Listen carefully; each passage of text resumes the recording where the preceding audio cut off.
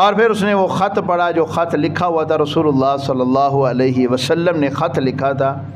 وہ خط کا متن جو ہے وہ موجود ہے حدیث کی کتابوں میں، اور اس کا وہ جو عکس ہے وہ آج بھی آپ نیٹ کے اوپر دیکھیں تو آپ کو مل جائے گا.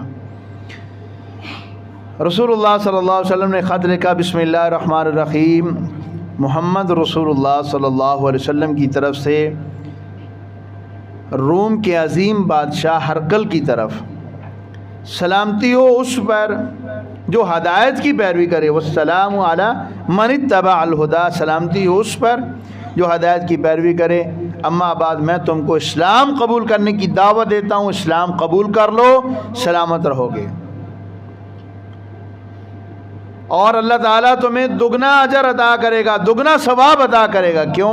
ایک تو نے حضرت عیسیٰ علیہ السلام کی نبوت کو بھی مانا ہے، اس کا بھی، کیونکہ عیسائی بادشاہ تھا. تو فرمایا اگر اسلام قبول کرو گے تو 2 نبیوں کے اوپر تم نے ایمان لایا تو دگنا ثواب، اور اگر تم منہ پھیرو گے تو تمہاری رعایا کا گناہ بھی تم پر ہوگا.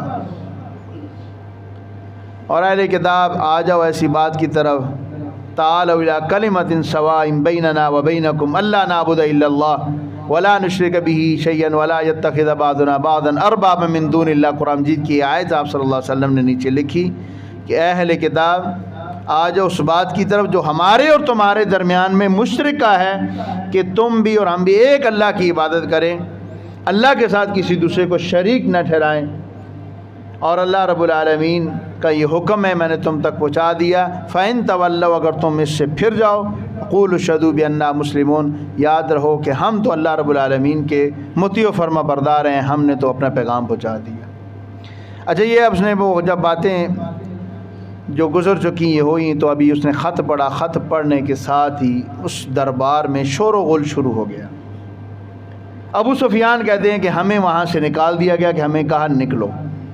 کہتے ہیں ہم نکلے، اور کہتے ہیں میں باہر نکلا تو میں نے اپنے ساتھیوں سے کہا کہ ابن ابی کبشہ یعنی رسول اللہ صلی اللہ علیہ وسلم کی طرف اشارہ کیا کہ معاملہ بہت بڑھ گیا ہے، یہاں تک بھی محمد صلی اللہ علیہ وسلم کی دعوت پہنچ چکی ہے کہ روم کا بادشاہ بھی ان سے ڈرتا ہے.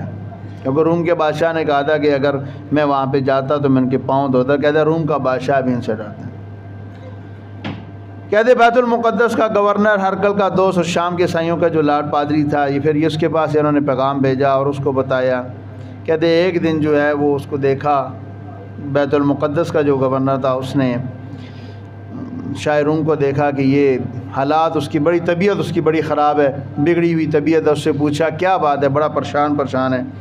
اس نے کہا میں نے جناب آج خواب میں یہ دیکھا ہے. ستاروں کا بڑا ماہر تھا، ماہر نجوم تھا. اس نے کہا میں